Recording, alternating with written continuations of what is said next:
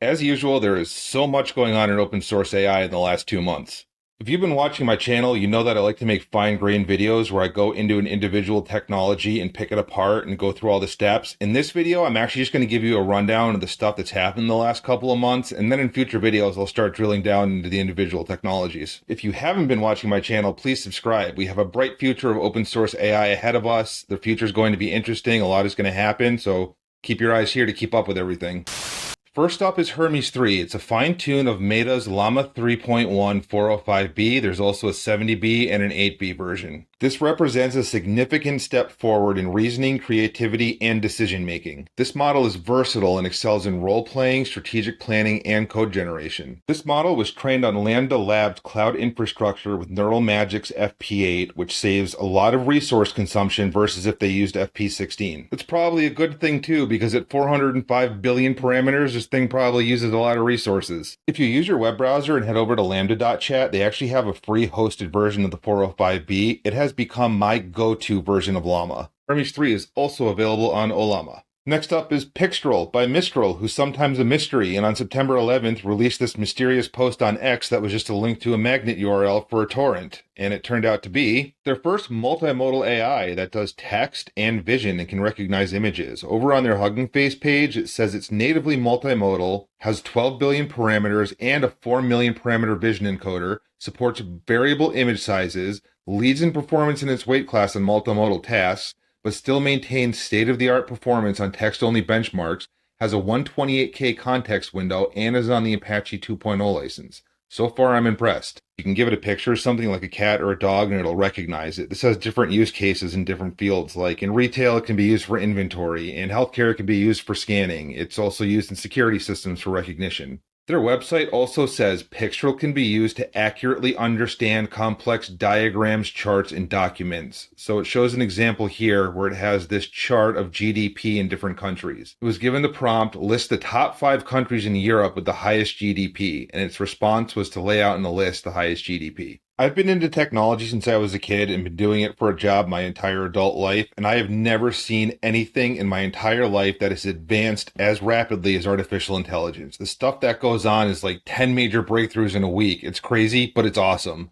Third on our list is Qwen 2.5 by Alibaba. This one's interesting because it comes in such a wide range of parameters. It goes anywhere from 0.5B all the way up to 70B, but I'm focusing on the 1.5B because I think that's really significant that there are really quality models coming out that have such a low number of parameters. The small parameter count, but with a really clean data set, means it can still perform well, and because it doesn't have a gajillion parameters, it can run on edge devices like a laptop or a basic computer, and this goes hand in hand with Google's Llama 2 2B. In the future, it's going to be significant that there are small models that are really accurate because you can't just have all of the compute offloaded to data centers. You have to have some of it offloaded onto endpoint devices. Their Hugging Face page explains how it's improved from Qwen 2. So Qwen 2.5 has significantly more knowledge and has greatly improved capabilities in coding and mathematics, significant improvement in instruction following, generating long text over 8K tokens, and understanding structured data like tables and JSON. It's more resilient to the diversity of system prompts, enhancing roleplay implementation and condition setting for chatbots, so it sounds pretty versatile. It has long context support up to 128K tokens and can generate up to 8K new tokens in one prompt. Multilingual support for over 29 languages. This comes in 2 flavors, the base model and the instruct fine-tune. So the base model is used for post-training applications like SFT and RLHF.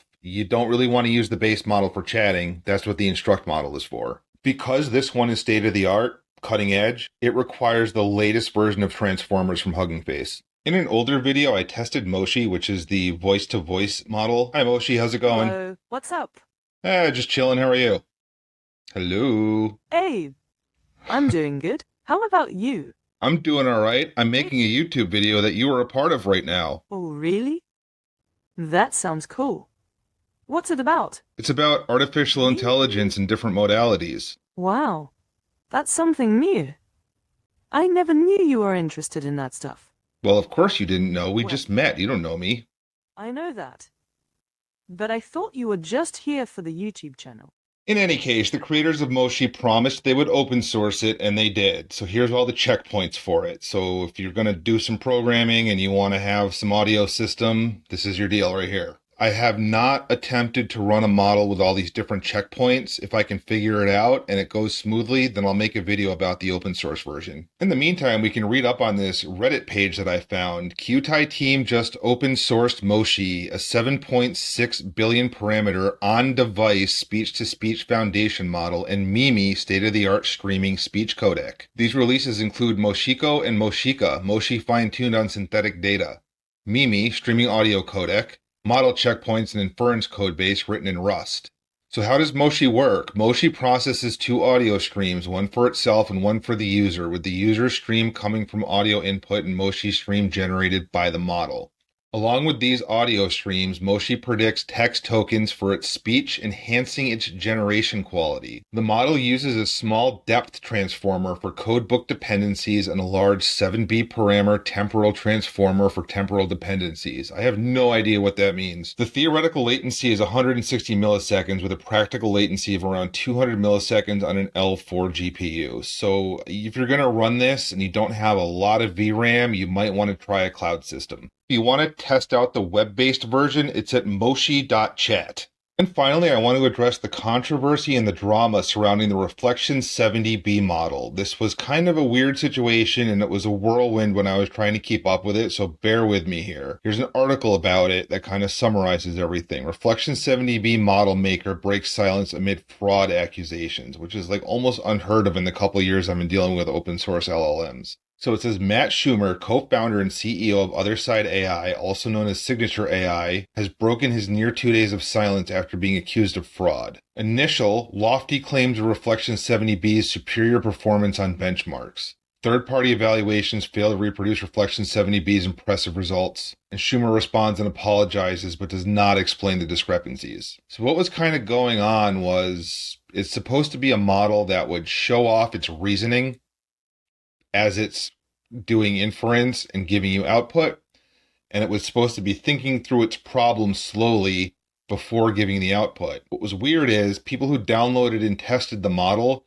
found different results than the version of the model that was hosted. The maker claimed that there was some kind of an issue with the release that was on Hugging Face, so they put it out on like a hosted system for people to use, which turned out to possibly just be a wrapper for Claude, because here's Reflection, here's Claude. They're both given the same prompt and gave identical output. So there's a lot of weird stuff going on here. This is a post on X from Matt Shumer, the creator, who claims he got ahead of himself and that he's going to try to be more transparent in the future. But I think he's lost a lot of trust in the community. It's also really hard to tell what his motivation was behind this. Maybe he just had a big head.